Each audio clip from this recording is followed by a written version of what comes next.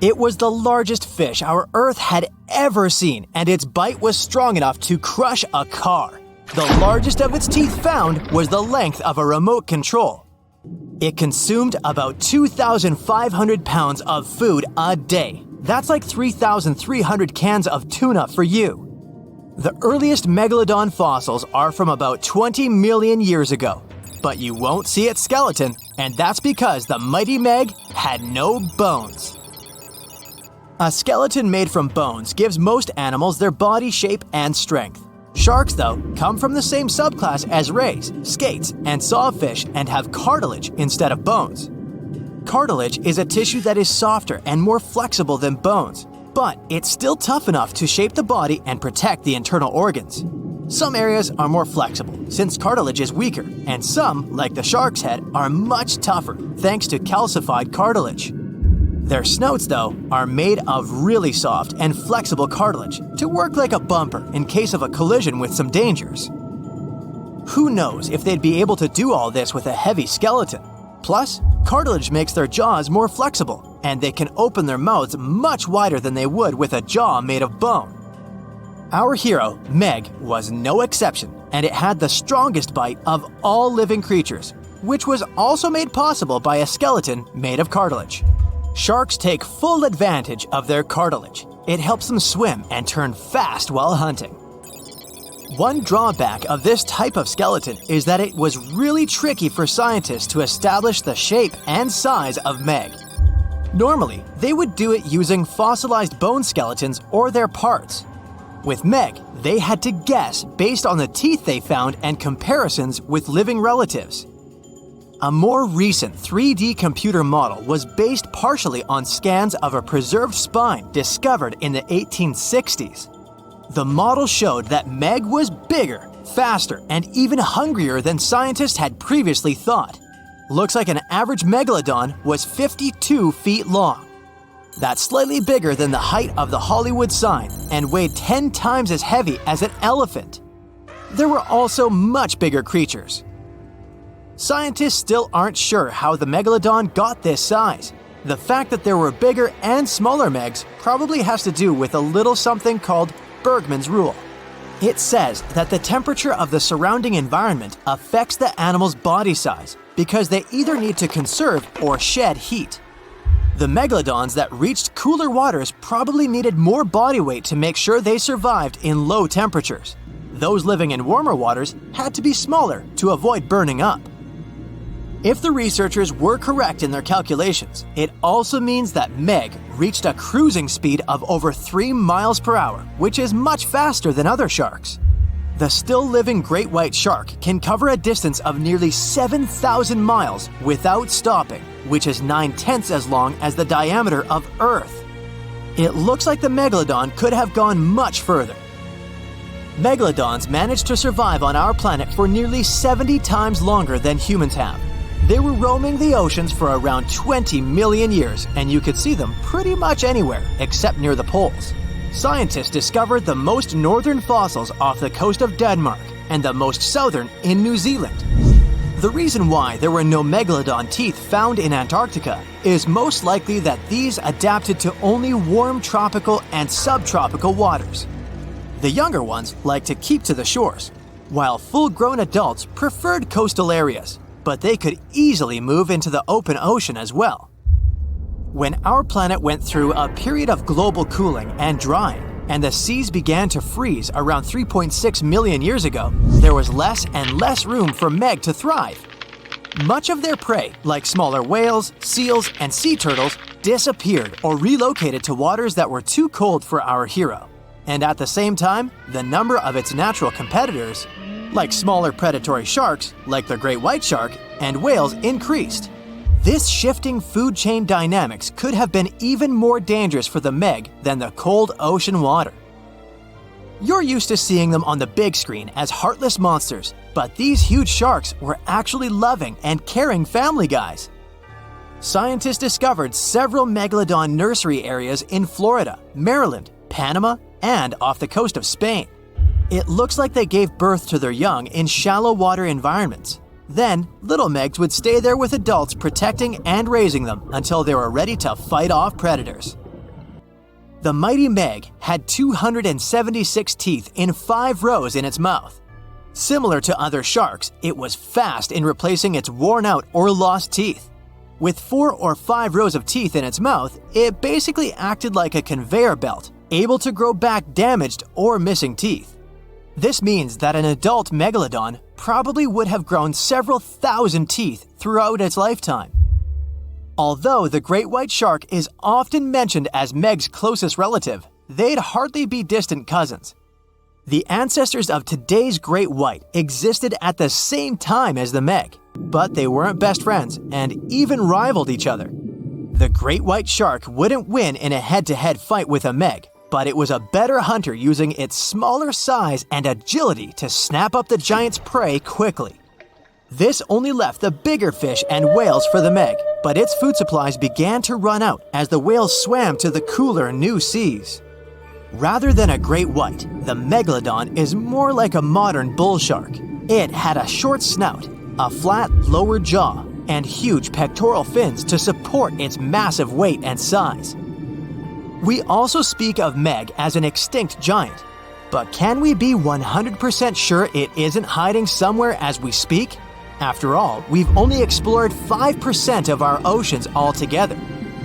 The Mariana Trench is the deepest oceanic trench on Earth, and you could dip the whole of Mount Everest in its deepest part, and over a mile of it would still be above the surface.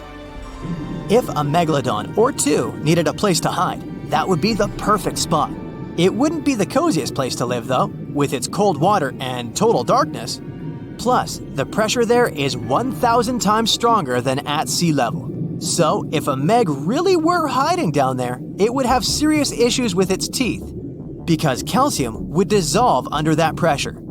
To survive here, it would also need to learn to navigate in complete darkness. That means it would have either become bioluminescent or evolve to grow massive eyes like the giant squid. If the Meg were still around and true to its dietary choices, it would have to eat smaller fish, and that would be a problem for us humans. Especially those of us who love fish, that is. And the ocean isn't cooling down these days. The Megalodon would love its temperature and would thrive and reproduce faster than ever. Those giants would create some massive problems for cargo ships and cruising vessels. In case you're now scared at the thought of meeting a megalodon, relax. Most scientists don't think it's possible because of our hero's size. Most foods that megalodons like to eat live in shallow ocean areas and not in the deep, deep sea. Meg would need to come up for dinner every now and then, and it's kinda hard to miss a creature this big. They're both giant prehistoric creatures to us, but the megalodons and the dinosaurs never actually coexisted. The dinosaurs probably died out about 66 million years ago. Megalodons seem to have appeared a bit later. The largest and most ferocious predator to ever haunt the oceans, the Megalodon shark, dominated the seas for centuries before becoming extinct millions of years ago. However, scientists managed to discover very few remnants of the giant shark. Everything we know about the great sea beast we've learned thanks to fossils of its giant teeth, which are just about the size of the average human hand. Scientists estimated the size of the prehistoric shark using calculations based on the measurement of the length of a megalodon tooth. On average, the size of a megalodon shark was 33 feet long. The largest of the species could reach up to 58 feet long. However, these megasharks may have been even bigger than we ever thought. At the Florida Museum of Natural History, a group of students examined 3D printed replicas of megalodon teeth to calculate the shark's size using the tooth length method. But something was off. Each student calculated a different size for the same shark, with their estimates ranging from 40 feet to 180 feet. A lead paleontologist took a look at the students' equations. He realized that the method they used to calculate megalodon sizes for decades isn't that accurate at all. So they invented a new method to calculate the megalodon size based on the width of the megalodon tooth instead of its length. It turned out that the average megalodon would be around 65 feet long. It's almost double the size scientists previously thought, and would mean that the average megalodon is the length of 2 school buses. A megalodon skeleton has never been discovered. Shark skeletons are made mostly of cartilage, meaning that they decompose quickly. Luckily, sharks continuously shed and regrow teeth throughout their lives. One shark can go through 40,000 teeth in a single lifetime. Scientists have managed to study different types of shark species based on their teeth alone. The Megalodon shark had around 276 teeth. When they fell out, these teeth landed in seabed, where they stayed for millions of years, fossilizing. Scientists found those teeth, and they're the only real record we have of the Megalodon's existence. The word Megalodon means giant tooth. Its tooth is around 7 inches long. For comparison, the largest tooth of a great white shark is only 3 inches long. To find a bigger set of choppers, you'd have to go back 65 million years to find the great Tyrannosaurus rex, whose teeth measured a whopping 12 inches. Megalodon teeth have been discovered all over the world. It means that, unlike other marine animals of its time, the Megalodon was intercontinental. Even today, most sharks and marine animals tend to stick to one sea or ocean. The Megalodon shark swam freely around the world, moving between tropical and subtropical waters. Megalodon teeth have been found in every continent apart from the freezing cold waters of Antarctica. When a Megalodon makes a starring appearance in a movie or TV show, it's portrayed to look like a giant version of a great white shark. Scientists previously believed that the Megalodon and the great white shark both descended from one common ancestor. Still, it's not true.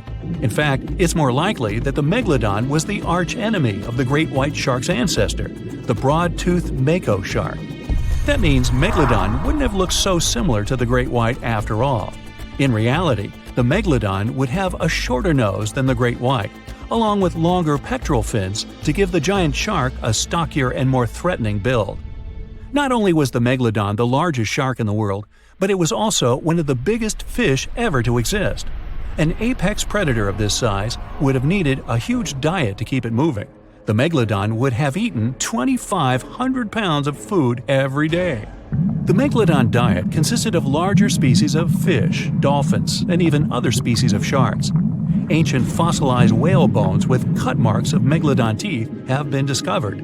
It means Megalodons weren't intimidated by the size and tried to feast on the giant whales of the past. Scientists have used computer simulations to try and work out the hunting style of the ancient shark. Using this technology, scientists have discovered that the Megalodon's attack style was very different from that of modern-day sharks. Modern sharks dive straight for their prey's most vulnerable spot, for example, the soft underbelly of a seal. The Megalodon's teeth were uniquely suited to biting through tougher areas of cartilage. So, evidence suggests that a Megalodon would first chew the tougher fins of their prey, rendering them unable to swim away before launching into their final attack. The mouth of a Megalodon was around 10 feet wide and 9 feet tall, large enough for you to swim into without touching any teeth. However, we don't recommend that. Their mouths were so large a Megalodon could swallow a small car without even having to bite down on it. Research teams from Australia and the US collaborated to work out the biting power of the Megalodon using computer simulations. The results were terrifying. While the modern great white shark has the biting power of 1.8 tons of force, the Megalodon could easily chomp down on its prey with a biting power of 18.2 tons. The bite of the Megalodon would easily be able to cut through steel and overpower any other predator in the ocean. Scientists believe that the Megalodon has the most powerful bite of any creature that has ever existed. The Megalodon's bite would easily overpower the T-Rex, which has a biting force of 6 tons. Mysteriously, no one knows exactly when or how the Megalodon went extinct. However, several theories are floating around as to how this could be the case. The Megalodon had become extinct by the end of the Pliocene, which was a phase of global cooling that spanned over 5 million years and ended over 2.6 million years ago. New evidence suggests that the last Megalodon lived at least 3.6 million years ago, right in the middle of the Pliocene era. Another theory claims that these megasharks disappeared because of the changing Earth temperatures occurring during the Pliocene. As the Earth cooled down, the tropical waters of the world's oceans plummeted to colder temperatures. Scientists believe that this led to the extinction of a third of all large marine animals, meaning that the Megalodon's food source took a massive hit. Without much prey left to hunt, the Megalodon inevitably went extinct. Megalodon sharks would give birth to their pups in waters close to the shore. The shallow coastal waters provided a perfect nursery for the newborn sharks, keeping them distant from the larger predators that lurked in the open waters. As ice formed around the Earth's poles and sea levels dropped, these pupping grounds were destroyed. The Megalodon pups would have had no choice but to swim in the deep ocean waters, making them more vulnerable to dangerous predators. A new theory suggests that the explosion of a star, called a supernova, could be responsible for the extinction of the Megalodon. Around 2.6 million years ago, a supernova over 150 light-years away from Earth lit up the prehistoric sky and lingered there for months. A few hundred years after the supernova had faded, particles of cosmic energy from the star explosion plummeted to Earth. The energy particles carried dangerous amounts of radiation. Researchers believe that this radiation could cause the mass extinction of many marine animals, including the Megalodon. Radiation from the particles extended hundreds of yards down into the ocean and was more dangerous for bigger creatures than for smaller ones. The bigger the creature is, the more radiation they would absorb. The 60-foot-long Megalodon was large enough to absorb great amounts of radiation.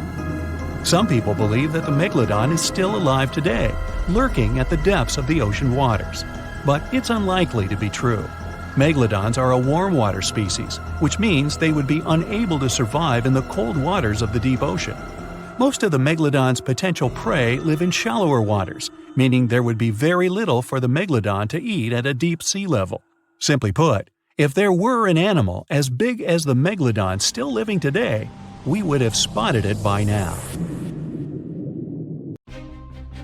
450 million years ago, no, I wasn't around then, the sea level was higher, coral reefs started to form, the climate on our planet was stable and warm, not even dinosaurs were around yet. The time when bony and jawed fish we know as sharks appeared. They've been dominating the oceans and making other marine creatures flee in fear ever since. Many of them, like great white sharks, have evolved and adjusted to life in the open ocean as hunters with a pretty high position in the food chain. They're less diverse today than before. One of the reasons is the asteroid strike from the age of dinosaurs. After it reduced the number of shark species, only smaller and deep-water kinds that ate primarily fish survived. They started getting bigger over time. Near the surface, sharks such as makos or great white ones develop faster movements and are somewhat between gray and blue to blend in with their surroundings. The epaulet shark can even walk on the land. It can't take a walk on the beach because it can't breathe outside of the water, but it lives on coral flats in shallow tropical waters, so it can walk in kind of a crawling motion. But deep down below, there are mysterious, alien-looking, often huge shark species that didn't come to the surface, which is why they didn't need to adjust to the new environment and different conditions. They haven't changed a lot through time, so they're some living fossils. These creatures mostly don't have 5 gill slits, the most common number, but 6 or 7. It's because there's less oxygen the deeper you go in the ocean, so they need more gill slits. Sharks on the surface evolved to have fewer gill slits. 6-gill sharks are the most primitive sharks we have today. Their skeletons are like those of ancient extinct sharks, and they can survive only in very deep waters. Like cats, sharks have a layer of reflective cells placed inside their eyes, which helps them see better in the dark, deep sea or cloudy waters. Sharks on the surface have big eyes because they evolved to hunt in the sunlight, so they tend to rely on their vision. Those that live in shallow waters have small eyes, so they can protect themselves from the sand. Like some other deep-sea creatures, 6-gill sharks also have bigger eyes to take in as much light as possible. They have more light-sensing rods, but don't distinguish colors that well. In the ocean's twilight zone, with the minimum of sunlight, there's a couple of bioluminescent shark species. They don't take in light within their eyes, but produce or re-emit it with their bodies. Their skin or organs have specialized cells that produce a soft blue-green light. Deep-sea creatures that produce their own light do that to attract their prey, deter animals from going after them, or, scientists think, communicate with each other. It can even help them to camouflage. They do it by hiding their silhouettes from animals going after them. They produce enough light to match their surroundings. The biggest luminous underwater creature is the kitefin shark, found swimming 980 feet below sea level, preying on groundfish or smaller sharks. It can grow almost 6 feet long and lives 3,200 feet below sea level. Deep-sea sharks are also bigger than those on the surface. The Greenland shark can grow up to 24 feet long, bigger than a great white. There's a thing called deep-sea gigantism. Creatures in nutrient-poor depths of the ocean grow bigger because, that way, they lose less energy as heat. The Greenland shark lives its life in slow motion. It has a slow metabolism and can go very long periods without food.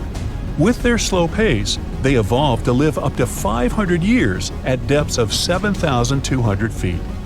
Sharks in shallow waters catch their prey relying on agility and speed, but for them it's easier because there's plenty of food on the surface. Deep-sea sharks, with less food and slower life rhythm, had to develop a different style. They're more opportunistic, definitely not picky, and don't care if their future meal is alive or not. Frilled shark, another living fossil from the darkest depths, hasn't evolved much through time, and they're one of the last of their kind, with all of their relatives already gone extinct. It grows up to 7 feet long, primarily hunts on squid, and catches other sharks and fish. It looks like a dinosaur, a snake-like face, a long, smooth, thin body that moves in a serpentine way. It can propel itself with the power of its tail and curl like snakes. They don't swim in a straight line like other sharks. Cookie cutter shark grows up to 20 inches. It got the name because of the way it feeds, biting off small pieces. It's a parasite creature, which means it feeds off bigger animals but leaves them alive. They have sharp teeth and sometimes even swallow those that fall off on purpose. Some researchers think it could be because they live in the depths that are nutrient poor. If they swallow the teeth, they could recycle calcium and other material from it. Prickly shark is a rare and unusual creature with many thorn-like denticles and 2 small dorsal fins. It lives mostly in the depths of the Pacific region up to 1,900 feet. Ghost sharks are not even real sharks, but fish closely related to them and rays. They have big pectoral and pelvic fins, 2 dorsal fins, pretty big eyes, and unlike their cousins, have a single external gill opening. Ghost sharks have slender tails and can grow up to 80 inches, silver to blackish color. They sometimes live in rivers and coastal waters, but also in the depths of the ocean of 8,200 feet or even deeper. They are pretty weak swimmers, so they tend to feed on invertebrates and small fish. Goblin sharks. Swimming through the deep sea, this creepy shark with a flabby body suddenly sees a small, innocent squid. It goes toward it, but the potential snack notices it and quickly starts moving to dart away. It seems like the plan could work at first, but then the shark suddenly thrusts the jaw of its mouth and catches the poor little squid in a second. After the meal is finished, the animal simply fits the jaw back into the mouth and goes away as if nothing happened. This is possible because it has a jaw connected to 3-inch-long flaps of skin, which is why it can unfold from the snout. It can grow up to 12 feet long with a weight of 460 pounds. Scientists think goblin sharks are mostly active in the morning and evening. The shark has a long, prominent snout and specific sensing organs on it. It uses them to sense electrical fields in the dark oceanic depths. Seven-gill shark is a big cow shark, brown to silver-gray on top, white underneath, black and white spots, with a thick body, a small dorsal fin, and a wide, blunt snout. It can grow up to 10 feet long, mostly lives in the depth of 1,870 feet, but you can also find it in deep channels and bays. It can be aggressive toward humans if provoked, so don't. Like most deep-sea creatures, it's an opportunistic hunter that's not quite picky but likes to go after dolphins, seals, porpoises, and other marine animals. Megamouth sharks mostly live in the depths of 15,000 feet and spend most of their time in the dark, like me. Scientists discovered it in 1976 because it went near the surface at night to feed on zooplankton. That's the only time these sharks go there.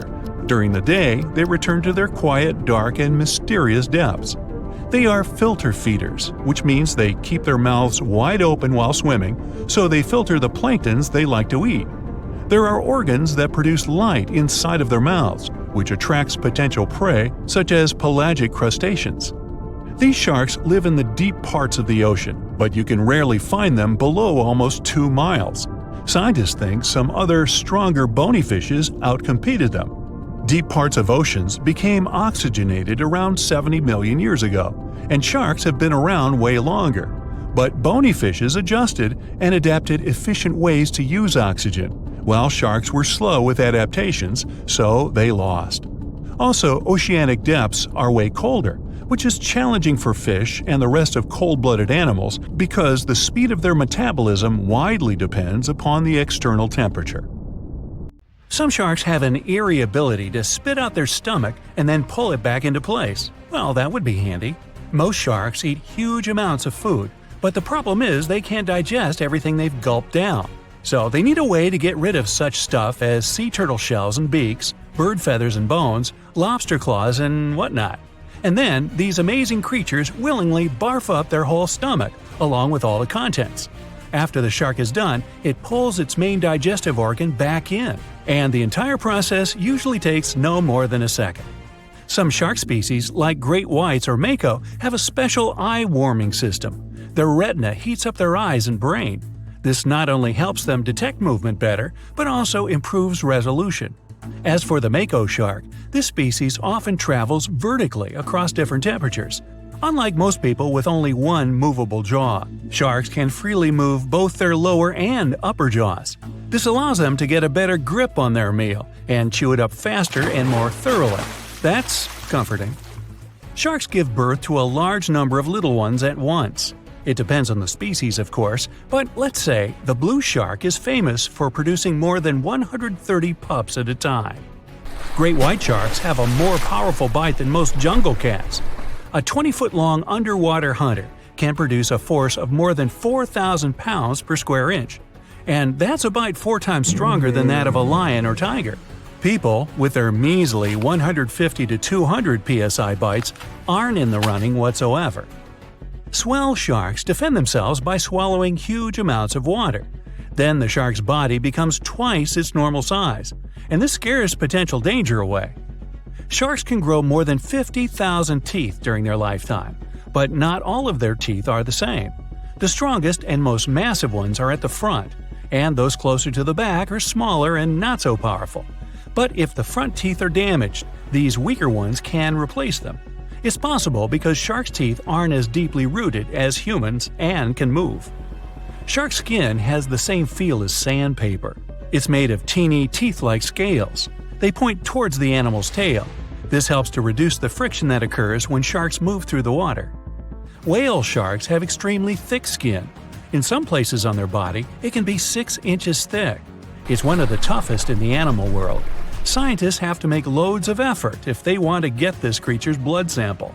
Sharks have an incredible sense of smell, but besides that, they use one more sense to detect other animals. There are special pores around their head, near the nostrils, and under the snout. Those are special organs, something like second sight. Every creature generates a tiny electrical field. Thanks to the pores, sharks can spot these electrical fields and figure out where other animals are. Sharks are incredibly sharp-eared. They can hear their potential meal from 3,000 feet away.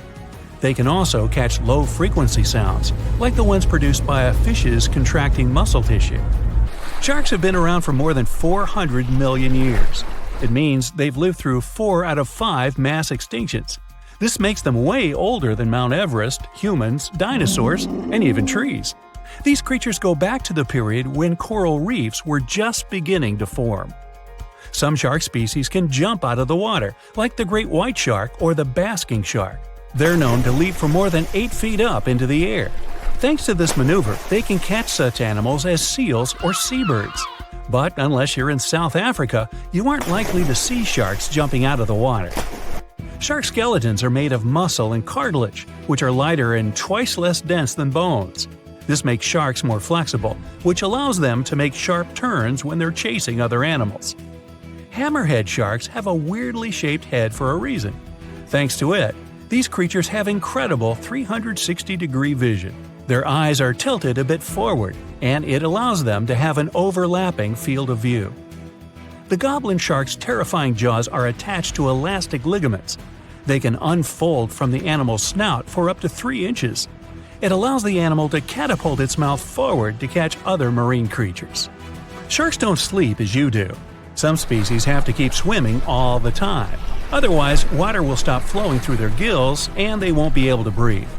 Others do rest, but they don't enter an unconscious state. They just go into special rest periods. These creatures don't have eyelids. That's why their eyes remain always open, and their pupils monitor their surroundings. They also keep their mouth open so that the water can pass through their gills.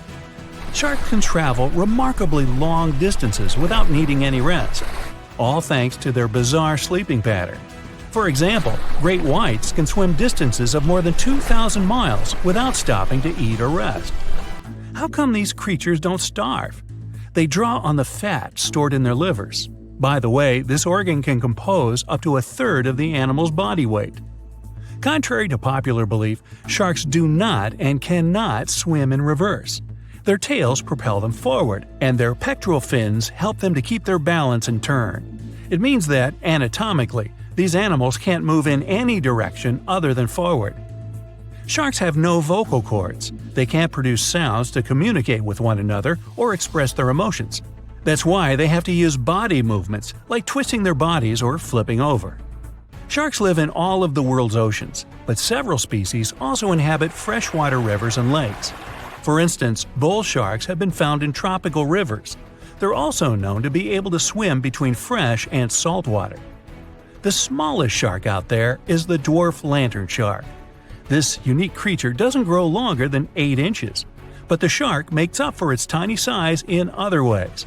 For example, some of its organs emit light, and since the creature lives in the shallow waters, this helps to camouflage it in the rays of sunlight. Blue sharks eat a lot, often more than they need. Some of this food can remain undigested for weeks till it's needed for energy. Sharks have something that looks similar to a tongue, but this organ is called the basial. It's the front section of the cartilage that goes from the shark's chest to its mouth. It doesn't move and is pretty much useless. The so-called tongue doesn't take part in the process of feeding. It isn't covered in taste buds. Its only real use might be that it supports some of the bones connecting the shark's gills. There are hundreds of shark species in the world, more precisely around 500. Some of them are pretty bizarre. Just look at the goblin, basking, or cookie-cutter shark. All these sharks vary in size, from several inches to dozens of feet long. They also live in absolutely different environments. Tiger sharks eat whatever they can get their jaws around. Some of the weirdest things they've munched on are video cameras, bags of money, license plates from almost any U.S. state, dog leashes, you name it. Each whale shark has a unique pattern on its skin. These spots and stripes can be used to identify individual sharks, just like fingerprints are used to identify people. The blunt-nosed six-gill shark can dive to a depth as great as 5 Empire State Buildings. Baby sharks are called pups. When they get born or hatch, they are already fully nourished, and if they choose to swim away from their mama shark, they don't need to hunt for food for at least several weeks. Uh-oh, did somebody say baby shark? The Megalodon was the biggest shark to ever live. Not only that, it's one of the biggest fish and the largest predator in Earth's history. They've been known to reach lengths of up to a whopping 70 feet. That's over 3 times longer than the biggest great white shark on record. The females have also been found to be around twice the size of the males. The Megalodon could swallow a small car without it even touching its teeth, if cars had been around then. Its teeth could grow to over 7 inches long. It looks like we're going to need a bigger boat, and best make it steel-plated, as this shark can easily gnaw its way through ships.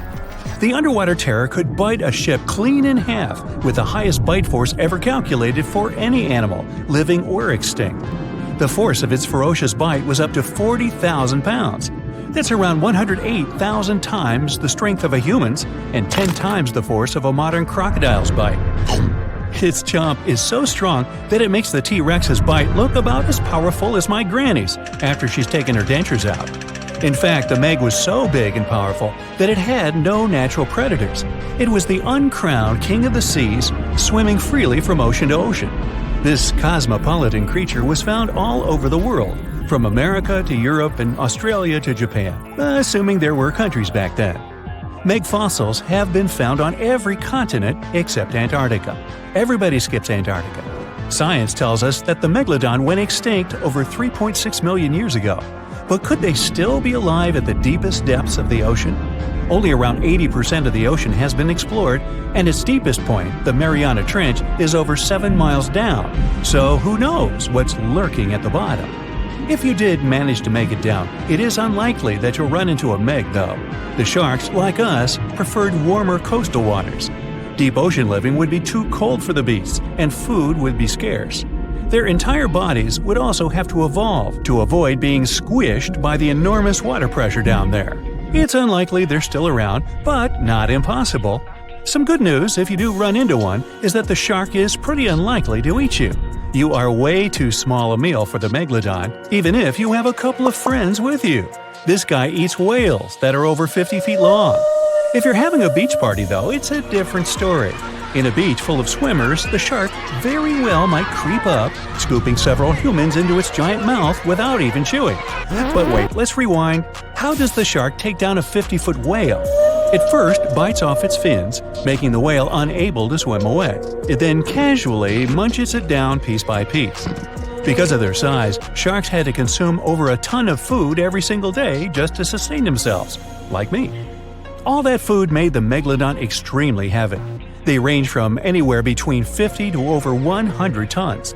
For context, that's around the same as 7 to 16 adult male African elephants. To fit all this food in, their jaws had to open pretty wide. A Megalodon's jaw could span 9 by 11 feet wide. That's easily big enough to swallow 2 adult humans side by side. The fearsome name Megalodon comes from 2 Greek words, mega meaning big and odont meaning tooth. So combined, they mean what? Big tooth. And it certainly lives up to its name. Just one of its chompers is the same size as a human head. It had 276 humongous teeth in total across 5 terrifying rows. In all of history, only a couple of saber-toothed cats and the T-Rex had consistently bigger teeth. Now that's a showdown I'd like to watch. The Megalodon vanished millions of years ago, leaving only huge teeth to be found by modern archaeologists. They literally disappeared with very few traces left. Scientists believe that over time, sea levels dropped and the ocean temperatures went down rapidly. Over a third of all marine life was wiped out as the oceans cooled, and a number of animals at the bottom of the food chain plummeted. This had a catastrophic effect on the hungry predators at the top. Sorry guys. It became way too cold for these sun-loving sharks too, which made it difficult for them to reproduce since they gave birth in warm waters. The Megalodon is usually described as a sort of giant great white shark, but this is just a common myth. In fact, the ancestors of today's great white existed at the same time as the Meg. But they weren't best buddies, and were even in competition with each other. The great white shark was a better hunter, using its smaller size and agility to snap up the Meg's prey quickly. They were also known to eat Meg pups, who were only half their size. This didn't help the whole extinction thing. Even infant Megalodons were huge, coming in at just under 7 feet. While a great white was no match for an adult Meg in a head-to-head fight, they sure weren't scared of stealing their food. This only left the bigger fish and whales for the Meg, but its food supplies began to run out as the whales swam to the cooler new seas. The whales adapted to prefer the colder temperatures, leaving our friend the Meg behind. The Megalodons either starved or were frozen into extinction by the Ice Age. Rather than a great white, the Megalodon is more like a modern bull shark. It had a short snout, flat lower jaw, and huge pectoral fins to support its massive weight and size. As scary as they are, these sharks were actually caring family guys. Several Megalodon nursery areas have been discovered in Florida, Maryland, and Panama. They gave birth to their young in shallow water environments. We know this from discovering loads of tiny Megalodon teeth found in these areas.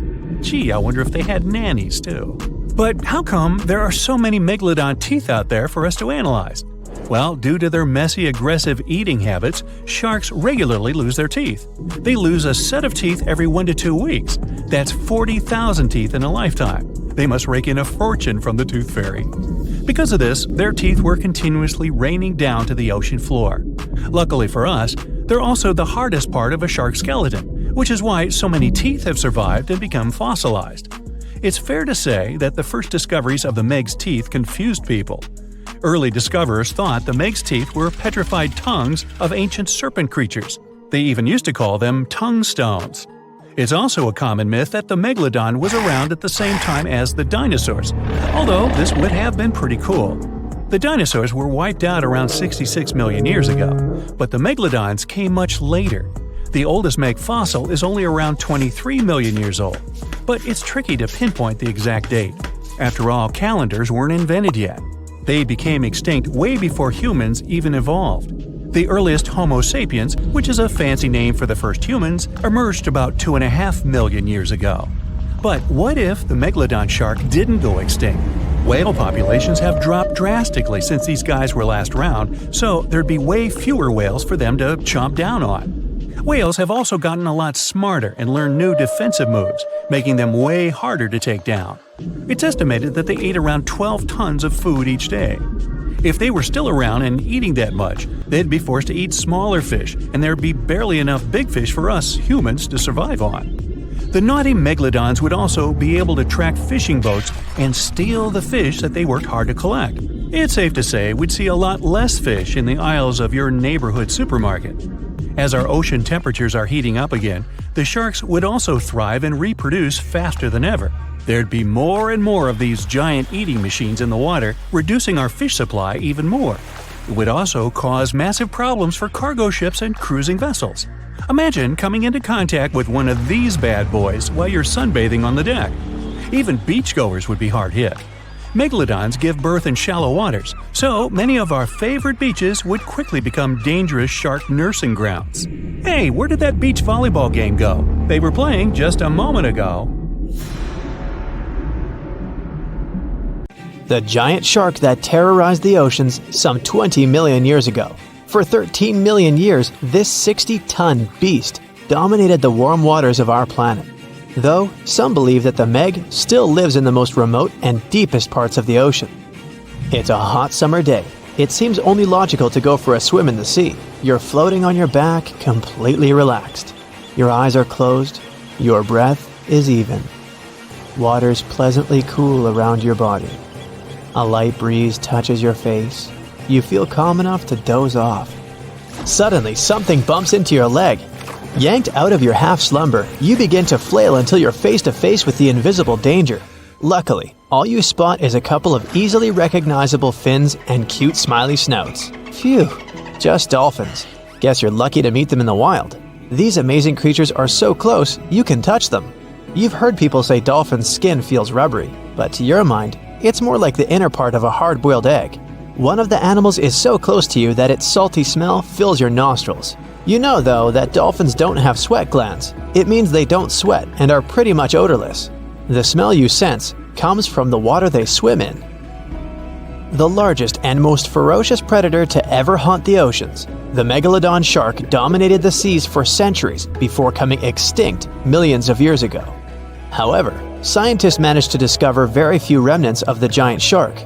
Everything we know about the great beast we've learned thanks to fossils of its giant teeth, which are just about the size of the average human hand. A Megalodon skeleton has never been discovered. Shark skeletons are made mostly of cartilage, meaning that they decompose quickly. Luckily, sharks continuously shed and regrow teeth throughout their lives. One shark can go through 40,000 teeth in a single lifetime. Scientists have managed to study different types of shark species based on their teeth alone. The Megalodon shark had around 276 teeth. When they fell out, those teeth landed in the seabed where they stayed for millions of years, fossilizing. Scientists found those teeth, and they're the only real record we have of the Megalodon's existence. Megalodon teeth have been discovered all over the world. It means that unlike other marine animals of its time, the Megalodon was intercontinental. Even today, most sharks and marine animals tend to stick to one sea or ocean. The Megalodon shark swam freely around the world, moving between tropical and subtropical waters. Megalodon teeth have been found in every continent apart from the freezing cold waters of Antarctica. When a Megalodon makes a starring appearance in a movie or TV show, it's portrayed to look like a giant version of a great white shark. Scientists previously believed that the Megalodon and the great white shark both descended from one common ancestor, Still, it's not true. In fact, it's more likely that the Megalodon was the arch-enemy of the great white shark's ancestor, the broad-toothed mako shark. That means Megalodon wouldn't have looked so similar to the great white after all. In reality, the Megalodon would have a shorter nose than the great white, along with longer pectoral fins to give the giant shark a stockier and more threatening build. They both had an excellent sense of smell though, so even in prehistoric times, it wasn't a good idea to go swimming with a chunk of raw meat in hand. And it certainly isn't safe now. Whether the Meg's hiding somewhere in the depths, which some still believe is true, or it's gone forever, younger cousins will still be there waiting. Also, both of them like to go after big marine mammals, so they would certainly have things to do together. That is, until the Meg got moody and accidentally ate its friend.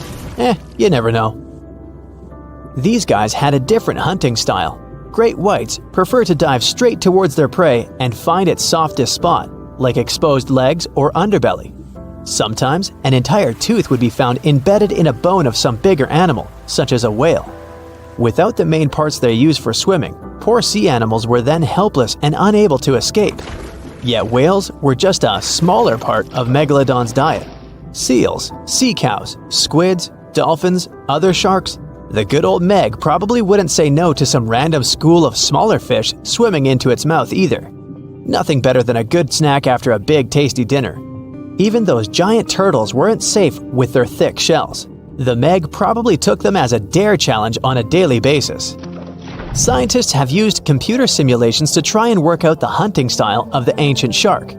Using this technology, scientists have discovered that the Megalodon's attack style was very different from that of modern-day sharks. Modern sharks dive straight for their prey's most vulnerable spot, for example, the soft underbelly of a seal. The Megalodon's teeth were uniquely suited to biting through tougher areas of cartilage.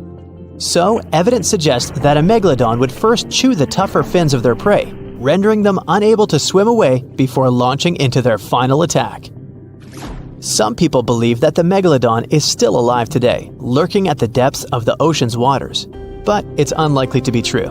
Megalodons are a warm water species, which means they would be unable to survive in the cold waters of the deep ocean. Most of the Megalodon's potential prey live in shallower waters, meaning there would be very little for the Megalodon to eat at deep sea level. Simply put, if there was an animal as big as the Megalodon still living today, we would have spotted it by now. It is unlikely that you'll run into a Meg though. The sharks, like us, preferred warm coastal waters. Deep ocean living would be too cold for the beasts, and food would be scarce. Their entire bodies would also have to evolve to avoid being squished by the enormous water pressure down there. It's unlikely they're still around, but not impossible. Some good news if you do run into one is that the shark is pretty unlikely to eat you. You are way too small a meal for the Megalodon, even if you have a couple of friends with you. This guy eats whales that are over 50 feet long. If you're having a beach party though, it's a different story. In a beach full of swimmers, the shark very well might creep up, scooping several humans into its giant mouth without even chewing.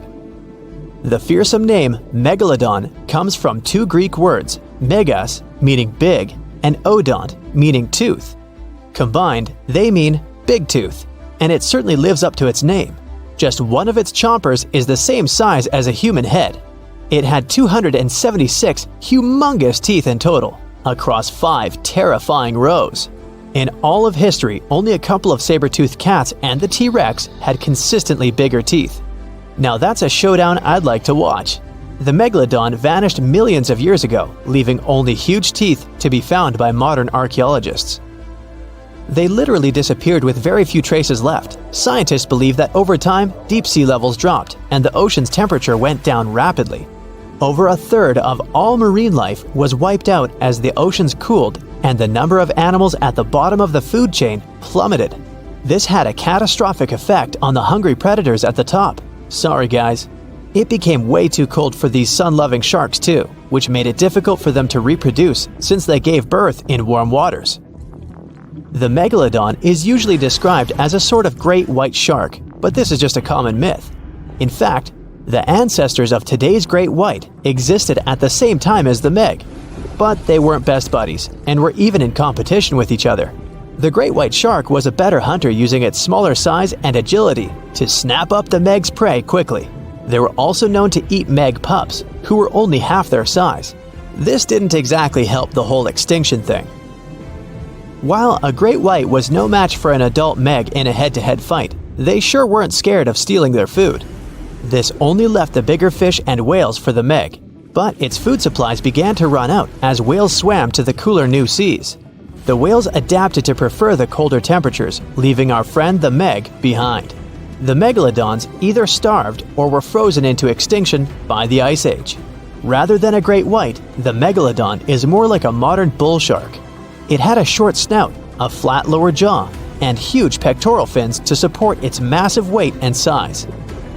As scary as they are, these sharks were actually caring family guys. Several megalodon nursery areas have been discovered in Florida, Maryland, and Panama. They gave birth to their young in shallow water environments. We know this from discovering loads of tiny megalodon teeth found in these areas. I wonder if they had nannies too.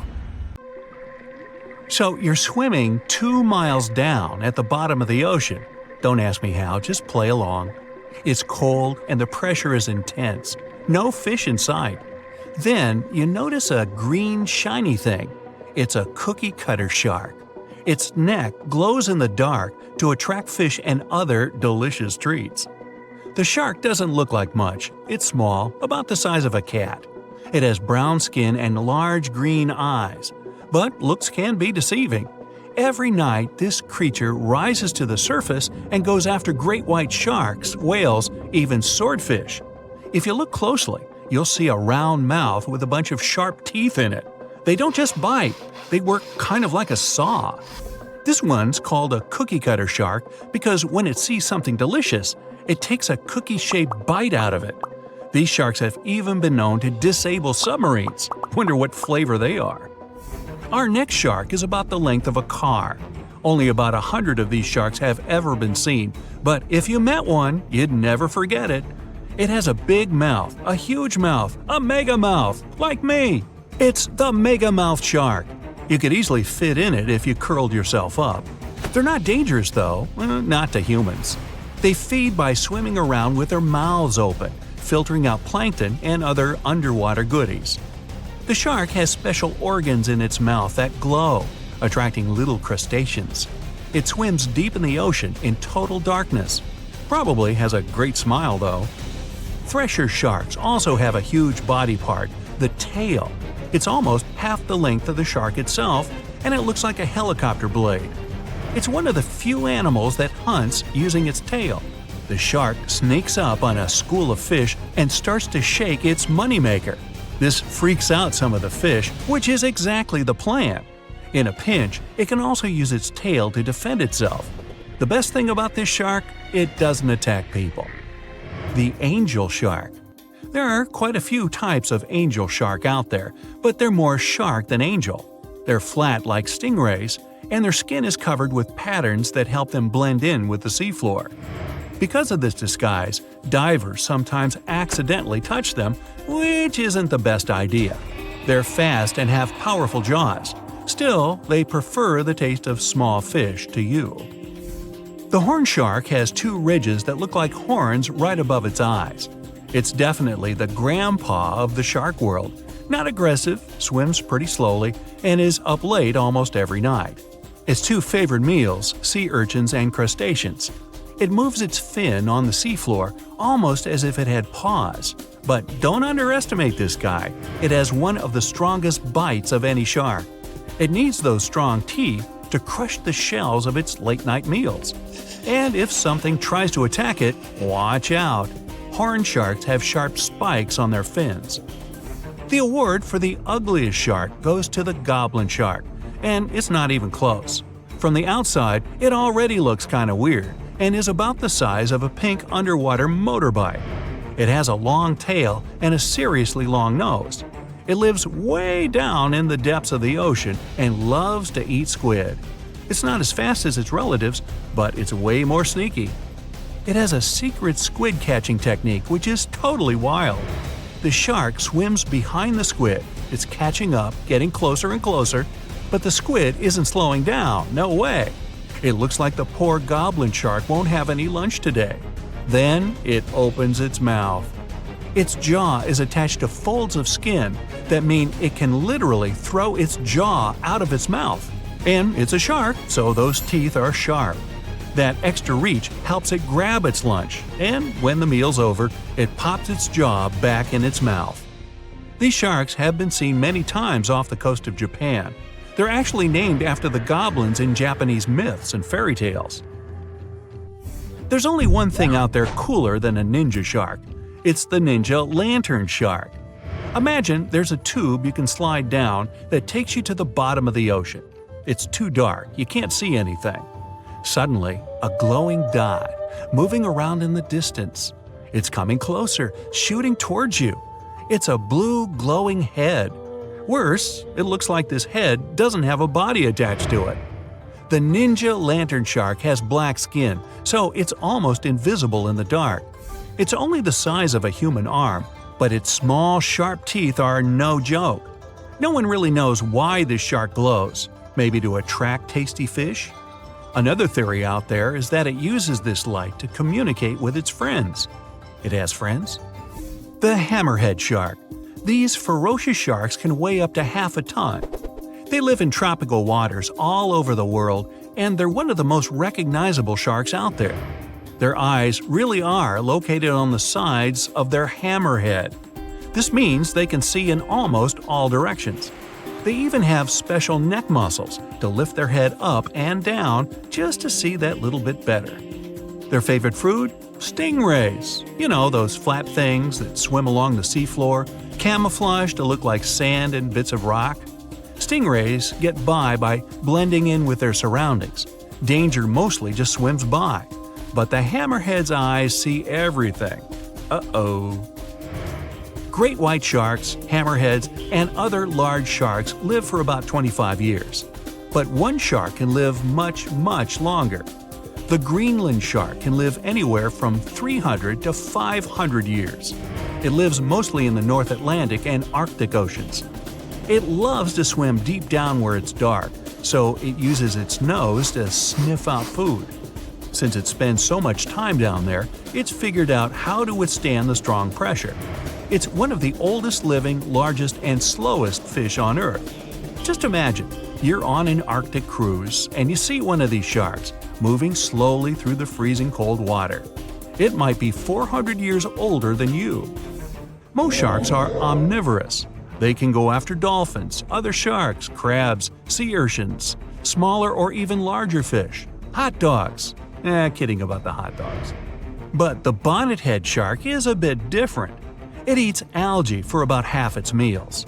It's actually related to the hammerhead shark, but its head looks more like a shovel. Can you dig it? If you see this guy swimming around, you might think it's a sea snake or a huge water worm. Frilled sharks like to swim way down at the bottom of the ocean, like a lot of sharks.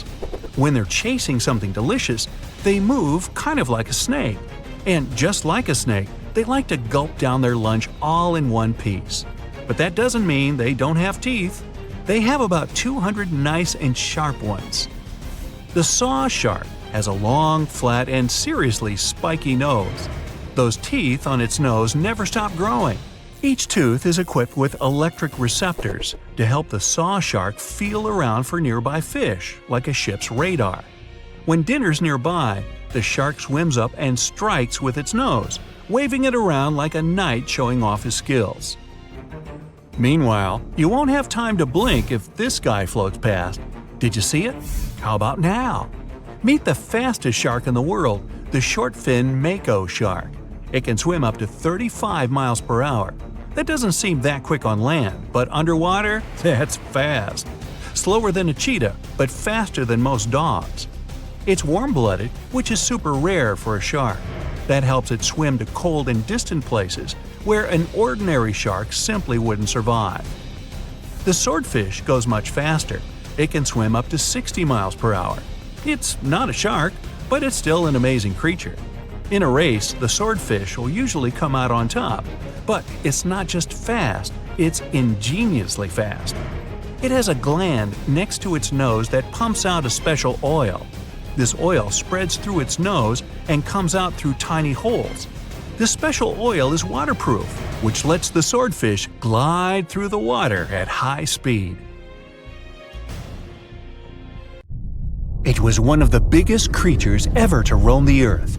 It was longer than your average school bus and could easily weigh more than 10 elephants combined. But where did it live? How did it end up having this size? And most importantly, why is it extinct nowadays? Let's find out. The Megalodon was the largest predator ever known in our planet's history. In terms of its location, the Megalodon lived practically in all waters on our globe, except near the poles. The reason why there were no Megalodon teeth found in Antarctica is probably that the gigantic creature adapted to only warm tropical and subtropical waters. The younger ones liked to keep to the shores, while full-grown adults preferred coastal areas, but they could easily move into the open ocean as well. How do we know the Megalodon was so widely spread? We can only presume, based on the fact that they discovered the most northern fossils off the coast of Denmark and the most southern in New Zealand. The discussion of how the Megalodon got this size is still open in the scientific community. They recently found out that not all the specimens from this fascinating species reach the same huge size. This has to do with a little something called the Bergmann's Rule, which says that the temperature of the surrounding environment affects the animal's body size because they either need to conserve or shed heat.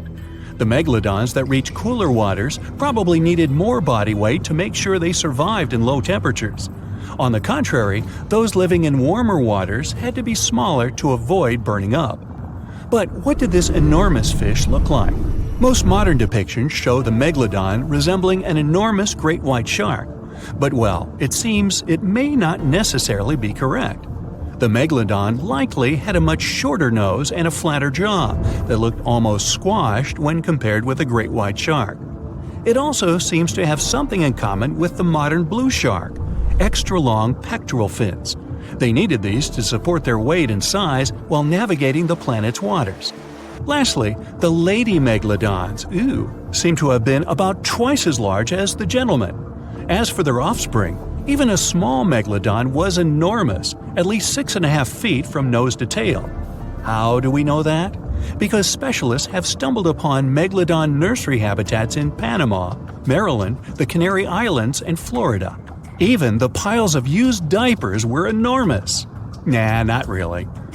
Surely the scariest aspect of the megalodon's looks was its mouth. I mean, think about it. Megalodon had whales for dinner, so it obviously needed to open its mouth wide enough. Scientists have estimated that its jaw would span a mind-boggling size, 9 by 11 feet wide. Just to paint you a better picture, that means it could have easily gulped down 2 adult people side by side. Wait, which 2 adults? Those impressive jaws also feature 276 teeth. Based on modern reconstructions of the force of its bite, it looks like it may have been one of the most, if not the most, powerful animals of prey ever to exist. For comparison, humans can have a bite force of around 1,300 newtons. Today, great white sharks have been estimated to be able to bite down with a force of over 18,000 newtons. The megalodon tops all the records, with an estimated power of bite up to 10 times greater than that. It could basically crush a car with very little effort. Its teeth were also pretty amazing. Similar to sharks, the megalodon was fast in replacing its broken or worn teeth. With 4 or 5 rows of teeth in its mouth, it basically acted like a conveyor belt, growing back damaged or missing teeth within about 48 hours. This means that an adult megalodon probably would have grown several thousand teeth throughout its lifetime. It was nice of them to do that, though, since it's probably one of the reasons why megalodon teeth are so common in fossil records, and we're able to study them properly. To maintain its impressive physique, the megalodon had to eat somewhere around 2,500 pounds of food per day. Can't wrap your head around that? Well, it was the equivalent of 1.25 cows per day to survive. It's like if you had to eat 3,300 cans of tuna every day. I've used the word megalodon a lot, but have I mentioned where it comes from? When translated from Greek, it means giant tooth. Ah, those clever Greeks. However, this giant shark's full scientific name is a bit more complicated: Carcharocles megalodon. But are these gigantic predators actually extinct? We tend to believe so, but let's be honest for a second. We've come to know more about the surface of Mars than the depths of our oceans. Like, we've only explored 15% of our oceans altogether. Who knows what may be lying out there in the deep? Maybe some ancient predators? The Mariana Trench is the deepest oceanic trench on Earth. The Challenger Deep, its deepest part, is so deep that you could dip the whole of Mount Everest in there and it would still be over a mile above the surface. That's deep. If a megalodon or two ever needed a place to crash, that would be a discreet enough location. However, the Mariana Trench is not a particularly comfy place to be in. Because it's cold and steeped in total darkness and all. The temperatures here are around 36 degrees Fahrenheit all year round. And to top it all off, the pressure is 1,000 times stronger than at sea level. So it's safe to assume that if any megalodon is hiding in here, its teeth and bones might not be looking so good. Because of the intense pressure here in the Mariana Trench, proteins and calcium start to dissolve and disintegrate. That's why, for example, the Haddell snailfish, the deepest dwelling fish we've discovered, has evolved to feature flexible cartilage instead of bones. To survive here, the megalodon would also need to learn to navigate in complete darkness. That means they would have to either become luminescent or evolve to grow massive eyes like the giant squid. While it may sound like an intriguing and good idea for a movie script, most scientists don't think it's possible. Why? Well, most of them say it's because of the megalodon's size. Most foods that megalodons like to eat live in shallow ocean areas and not in the deep, deep sea. Specialists believe that if these animals were actually still roaming our waters, there's no way we wouldn't know about it. They would need to come up for dinner every now and then, right? Their food is also the most likely cause of why the megalodon is not alive anymore. While some specialists believe the megalodon became extinct because of a drop in the ocean water temperature, most scientists suggested that the shifting food chain dynamics may have been more to blame. Why? Because at some point, there was less and less of its primary food source, baleen whales, and at the same time, the numbers of its natural competitors, like smaller predatory sharks like the great white shark and whales, increased. The megalodon did live on this planet a lot more than we did, and way back when we didn't even exist yet. They were here for nearly 70 times longer than we, modern humans, have, inhabiting the oceans for around 20 million years. Homo sapiens appeared around 300,000 years ago.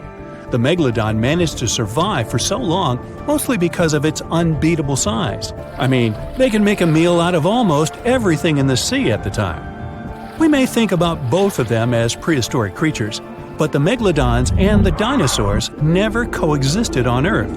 The dinosaurs probably died out about 66 million years ago. Megalodons seem to have appeared a bit later. That's because the oldest megalodon fossils we have yet discovered are from the Miocene epoch, which began 23 million years ago. So long, Meg! The Meg, aka Megalodon, roamed the oceans long after dinosaurs were wiped out by the Great Meteorite. It was one of the largest and most dangerous hunters that have ever lived on Earth, as well as the biggest shark. But then, about 3.6 million years ago, the last of its kind disappeared from our planet, leaving only huge teeth for modern archaeologists to keep finding. There are a few theories about why it could have happened, but scientists might have found the true reason. The Megalodon, which means big tooth, was the largest shark ever to exist. It reportedly lived around 20 to 3.6 million years ago and was truly enormous. Its bite was more powerful than that of a T-Rex, and likely any other powerful predator that has ever roamed this planet. It's probably not surprising since this marine creature had extremely strong jaws that could span from 9 to 10 feet wide. That's enough to swallow 2 grown-up people side by side. The jaws were also lined with 276 teeth, and they reached 7 inches in length. That's as long as a small hedgehog. Once these teeth got worn down, the shark got rid of them and grew new ones. Such large sedated teeth helped the Meg to eat meat easily. The shark itself could grow up to 59 feet long. That's twice the length of a London double-decker bus, The animal was also pretty heavy. While a fully grown T-Rex weighed about 8 tons, the weight of a large Megalodon could be more than 30 tons. With no competitors, the enormous shark was the real king of the oceans. It hunted other sharks, large fish, and even whales. Then why did such a magnificent creature disappear from the face of the earth? The previous theories mentioned the great white shark. The Megalodon is usually described as some gigantic version of this marine animal. And this is a common mistake made because most people think these creatures were related. But in reality, the Meg looked more like a modern bull shark. Its snout was snout, its lower jaw was rather flat, and long and massive pectoral fins supported the animal's weight. But what's more important, the ancestors of today's great whites existed at the same time as the Megalodon. Now, with great size comes great clumsiness. And although the Meg was huge and powerful, it was also not as nimble as smaller and quicker great white sharks. Great whites could have rivaled a Megalodon for food, and were often more successful hunters thanks to their agility. They couldn't fight the Meg openly, but were fast enough to steal its food. So according to this theory, the only food left for the Megalodon were whales and equally big marine animals. Grown-up Megs could easily catch such beasts, but their offspring were much smaller and more vulnerable than their parents. Could smaller sharks have used this to their advantage? Maybe while megasharks were still little, they became a meal for great whites, as well as bull and tiger sharks. Even at those times, a great white shark could reach the length of 20 feet, while a Megalodon kid was definitely smaller. But even if there had been no open confrontation between young Megalodons and smaller grown-up sharks, Meg kids wouldn't have been able to find food for themselves to grow to adulthood. The reason is the same. The population of other sharks was growing, and they were rivaling each other and the Meg for convenient food.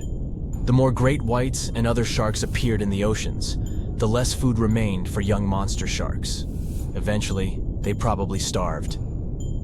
But it's just one of the theories that try to explain why the Meg went extinct, and here's another one. A new study has shown that the Meg was most likely a warm-blooded predator able to regulate its body temperature, and that might have been the reason why this species disappeared with time. Scientists analyzed isotopes of the tooth enamel of the Megalodon and concluded that the animal could easily maintain a body temperature that was around 13 degrees F warmer than the temperature of the surrounding water. Such a temperature difference is much greater than what other sharks living at the same time as the Meg had, and it's large enough for the ancient predator to be classified as warm-blooded. These days, most fish are cold-blooded. Their body temperature is the same as the surrounding water, but some sharks, like mackerel sharks, keep the temperature of all parts of their bodies a bit warmer than the surrounding water. But it doesn't make them completely warm-blooded because they simply store heat generated by their muscles. And in mammals, body temperature is regulated by a special region of the brain called the hypothalamus.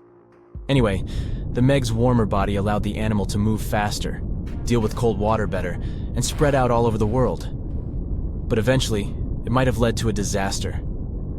The Megalodon lived during the Pliocene epoch, pronunciation. It began approximately 5.3 million years ago and finished 2.5 million years ago. During that period, global cooling occurred. It also caused the changes in sea level, which the Megalodon probably didn't survive. The main problem for the predator was to maintain an energy level allowing its body temperature to remain elevated. But to do it, the animal had to eat a lot, and I mean it. But it was a challenging task in a time of changing marine ecosystems and while competing with newcomers, such as the great white shark. If this theory is true, then the amount of energy the Meg had to use to remain warm could have contributed to its extinction. This new information is very important to us. It shows that many marine predators in modern oceans might be experiencing the effects of ongoing climate change too. By the way, have you heard that there have been several cases when people were sure they had seen the Meg? Or at least some similar extremely large monsters.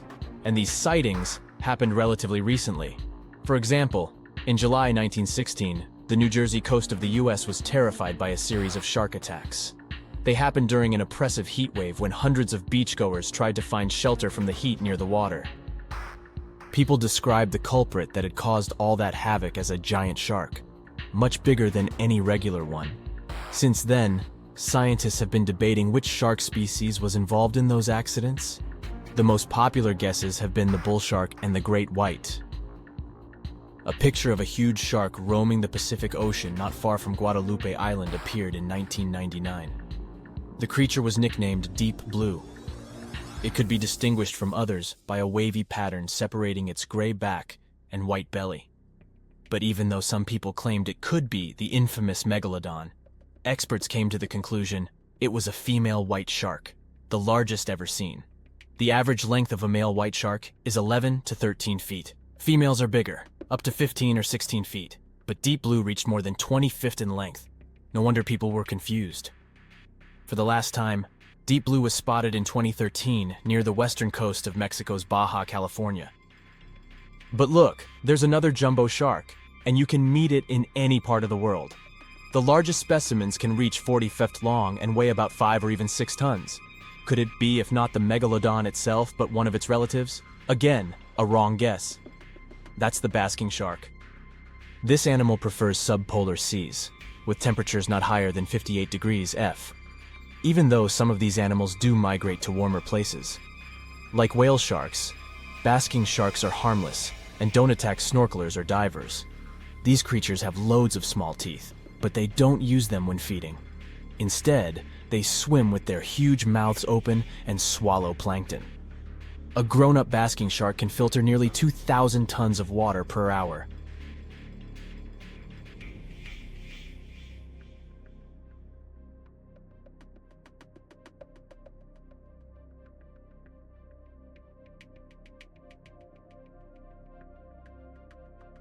The water is bubbling under the fishing boat as if something is coming up out of the water.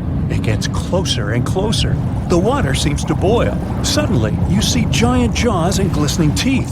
Seconds later, a huge shark jumps out of the water and crushes the boat in one bite. It was the Megalodon, the largest fish that ever existed on Earth. Now, we pictured the Megalodon as this, an enlarged version of the white shark for a long time.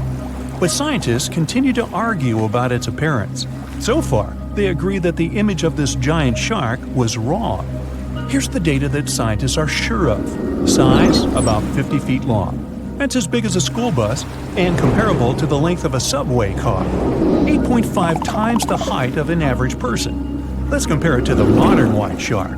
The Megalodon is 3 times bigger, but that's just a rough estimate. We don't have a fully preserved skeleton of the Megalodon. That's because it didn't have any bones, but cartilage. Not much of that left in the 3.6 million years since the Megalodons went extinct. All that survived were teeth and a few vertebrae. By comparison, dinosaurs went extinct about 66 million years ago. But their solid bones are perfectly preserved, and we have many different examples of their skeletons. Scientists have calculated the size of a Megalodon based on its teeth and jaw. Now, this is one tooth. It's about 7 inches long, bigger than the palm of your hand, and 3 times the size of a modern white shark's teeth. The Megalodon jaw was 6 feet wide and chalked up 5 rows of teeth, a total of 276 razor-sharp chompers. The other preserved remains are the vertebral column. It consists of 150 vertebrae, each 6 inches wide. They contain much calcium because, well, Megalodon love fresh cold milk. Nah, it's because the vertebrae had to withstand the enormous mass of a giant shark. Based on those fossils, scientists created a model and calculated only the approximate size of the Megalodon. But it could hardly have been any bigger. It's all about breathing. The bigger the fish, the more oxygen it needs, which means a larger gill area. That's the organ that filters the water and collects oxygen. If the Megalodon were any larger, it would have trouble breathing. So, scientists believe that 50 feet is the maximum size of an individual. On average, they were a few feet smaller. Whew. Now, let's talk weight. On average, one Megalodon weighed about 30 to 35 tons. By comparison, a white shark weighs 1 ton, which is 30 times less. Hey, trust me. A school bus is 4 times lighter at 7.5 tons. The weight of a Megalodon can be compared to an empty Boeing 737. But the modern blue whale beats the Megalodon in size and weight. 98 feet long versus 50, almost twice as long. Blue whale's weight is about 180 tons. That's like 6 Megalodons or 6 passenger planes, or like 33 adult elephants. Hey, don't you love the comparisons? Now, about the appearance of the Megalodon. Scientists believe it didn't look like a white shark. The Megalodon belongs to a different fish family and most likely looked like a giant sand tiger shark. Flattened snout, small eyes. Its dorsal fin is moved backwards. The sand shark has 2 dorsal fins about the same size. The coloration is light brown with a white belly. It may have had brown-red spots like a sand shark all over its body. We used to think of the Megalodon as something scary from the first finds of its fossils. That was back in the Renaissance era. People found some teeth in the rocks. At first, these teeth were thought to be the tongues of dragons or snakes. And here's the first drawing of what the owner of these teeth supposedly looked like. A massive snout with a scary nose and a bunch of razor-sharp teeth. We also have the evidence that Megalodons were brutal hunters, kings of the food chain. The first combat tool in their arsenal was the battering ram. The Megalodon was a slow swimmer, though. It could only accelerate up to 11 miles per hour. In comparison, the modern white shark can reach 35 miles per hour in a dash for its meal. The fastest human swimmer could only go 6 miles per hour. Well, good luck with that. But the Megalodon had incredible mass. Though slow, its battering ram had tremendous power. The Megalodon would take its prey by surprise. It had only one chance to hit it. If it missed, it would take too long for a second round. The maneuverability of the Megalodon was comparable to a large truck. But if the ram was successful, the prey was stunned and couldn't move. At this point, the Megalodon aimed at vulnerable spots, like the fins and tail of the prey. Scientists have found many ancient whale remains with Megalodon tooth marks. It turned out that the giant shark knew where its prey's vital organs were located and could strike at them. When the prey was immobilized, the Megalodon bared its teeth. An adult person could easily fit into its open jaw at full height. And according to various estimates, the bite force of the Megalodon was almost 11 tons. Now imagine the weight of 3 SUVs concentrated at the tip of a sharp tooth. That's 9 times the power of the largest white shark bite, and 6 times the power of the modern record holder for biting, the saltwater crocodile. Here, look at a map of where the remains of the Megalodon were found. South and North America, Europe, Asia, Australia. It was the master of all seas and was comfortable anywhere on our planet. We've even found some remains of the giant shark in freshwater sediments. Perhaps it wasn't afraid to enter rivers to hunt. Now, other scientists say that maybe the Megalodon wasn't even a predator, all because of its size. It couldn't swim fast. It couldn't even make short dashes like the white shark. If prey tried to escape, the Megalodon didn't rush into pursuit because it could never catch up with it. Another problem is the skeleton of the Megalodon. The cartilage is weaker than the bones, so the musculature of the giant shark was not as massive and robust in the first place. The Megalodon may even have been a scavenger and never got into fights. This is one of the reasons why ancient sharks became extinct. Megalodons like shallow, warm waters, with temperatures ranging from 53 degrees Fahrenheit. But over 3 million years ago, the climate turned colder. This deprived the Megalodons of territories and plenty of food. The primitive whales that had been the main diet of the giant sharks began to disappear. Faster predators took the remnants of food. The Megalodon started to starve.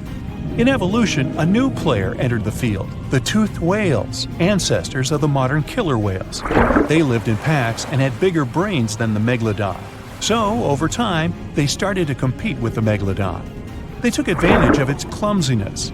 A group of killer whales could easily win a competition against a giant shark. Many scientists believe this was the reason for the disappearance of the largest shark in the world. But there are theories that the Megalodon is still alive and roaming the dark waters of our planet. Several Australian fishers have allegedly encountered a shark of incredible size, but no one can confirm these testimonies. Fans of this theory believe that giant sharks can hide in deep waters away from human eyes. In the Mariana Trench, for example, it's the deepest place on our planet. It's deeper than if you stuck Mount Everest in the water, and we've even found the teeth of a Megalodon there.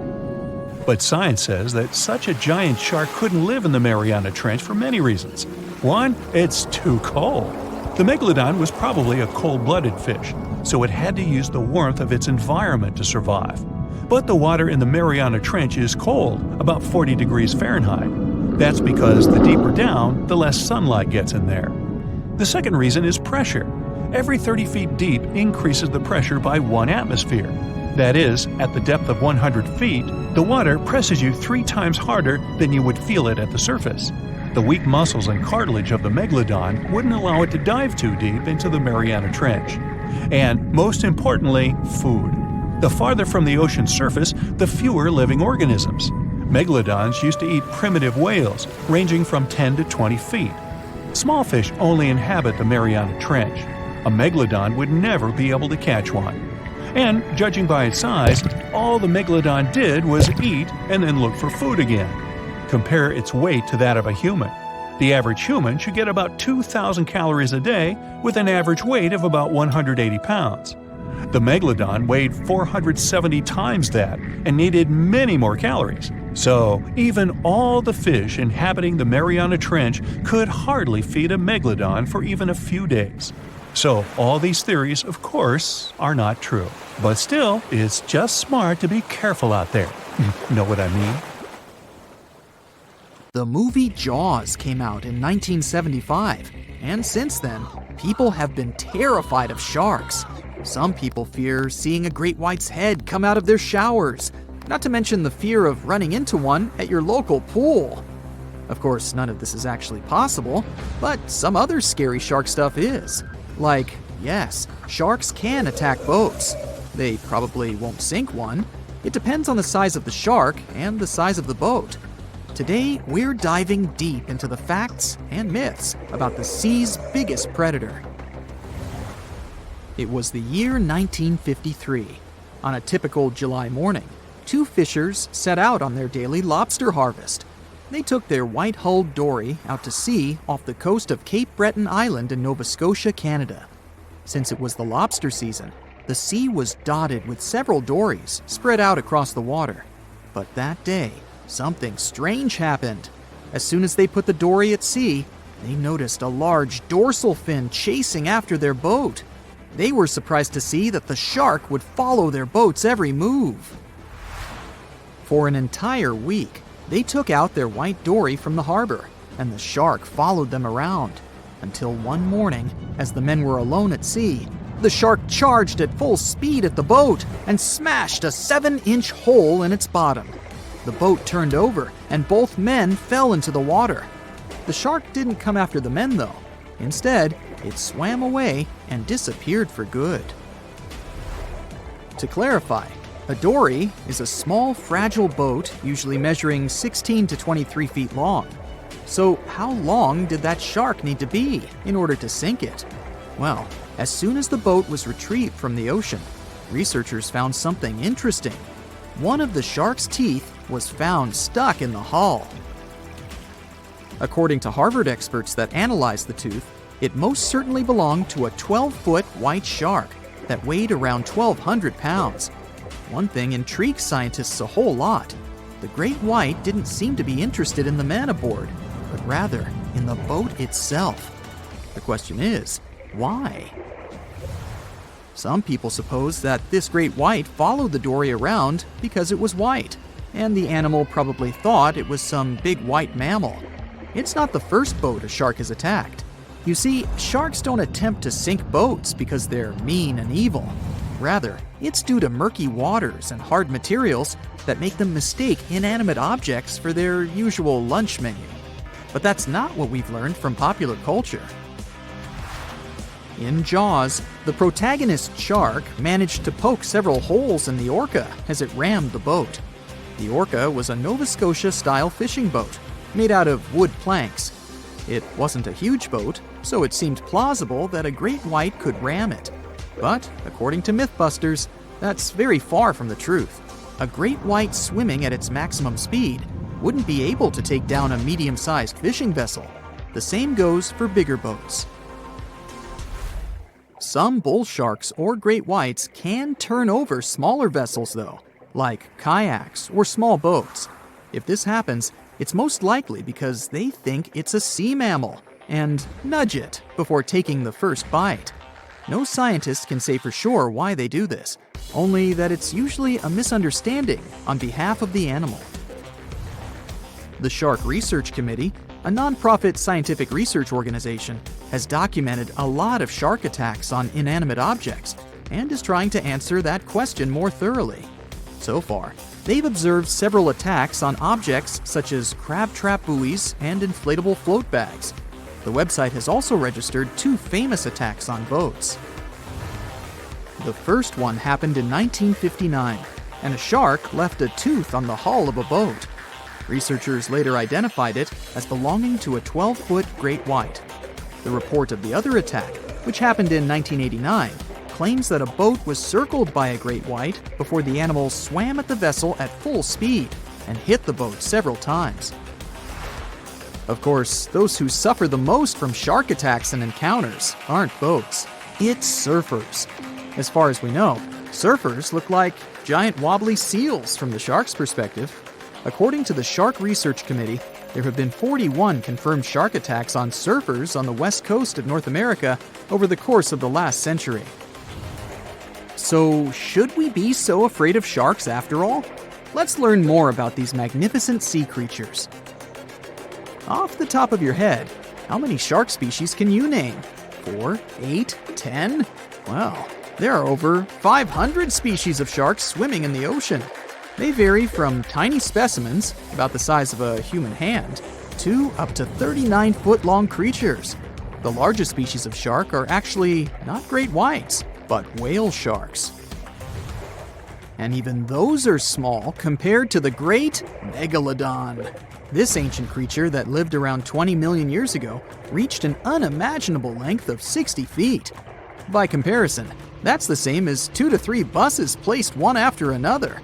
I wouldn't swim in megalodon-infested waters even if you dared me, that's for sure. We know that sharks are very good hunters, but why is that so? Their bodies seem to have been strategically built for speed. Instead of having a bone skeleton, like us humans, sharks have a cartilage skeleton, which makes them much lighter and also super fast swimmers. Each species of shark hunts depending on its nutritional needs. So, shark species that grow to an average of 3 feet have a diet based on fish. The ones that grow bigger start feeding off of bigger sea animals, such as sea lions and seals. Throughout their lives, some species of shark can shed over 30,000 teeth. Unlike humans, who are born with a set number of teeth in their jaws, sharks have an apparently limitless supply. In their defense, they do lose teeth pretty easily, as they can easily get stuck in their prey, for example. They also have multiple rows of teeth. The jaws of a great white can contain up to 7 rows of teeth, and can grow to be more than 6 inches long. And since we're speaking of great whites, the most feared shark species roaming the oceans, this is ray. Ray is an adult white shark. He can swim up to 50 miles a day, so he needs a lot of fat in order to keep his body functioning. Funny thing about Ray, when he opens his jaws to hunt, his eyes roll back together with his head, so his sight is hindered when he's taking a bite. Now, he does like it when the water is murky and underwater visibility is low. That's because it makes it harder for his prey to spot him coming. These conditions can make it easier for him to grab that yummy seal. But this can also make it easy for him to mistake a random boat for lunch and end up scaring some humans. Some Hollywood movies love to portray sharks as having superpowers. Although they're not innately cruel, one species of shark does have something that can be considered bizarre. Hammerhead sharks, one of the most dangerous species of sharks, have a sort of sixth sense. Inside their heads, they have electroreceptor organs called ampullae of Lorenzini. These organs allow sharks to detect the electromagnetic fields of all living things in the ocean. This ups their hunting abilities to another level. They can even find prey hidden in the sand because they sense its electromagnetic field. You should know one thing. If a shark lives in a balanced ecosystem, it won't feel the need to attack unknown things. These animals are curious, though. So maybe we should cut them some slack when they bite a piece off a random boat.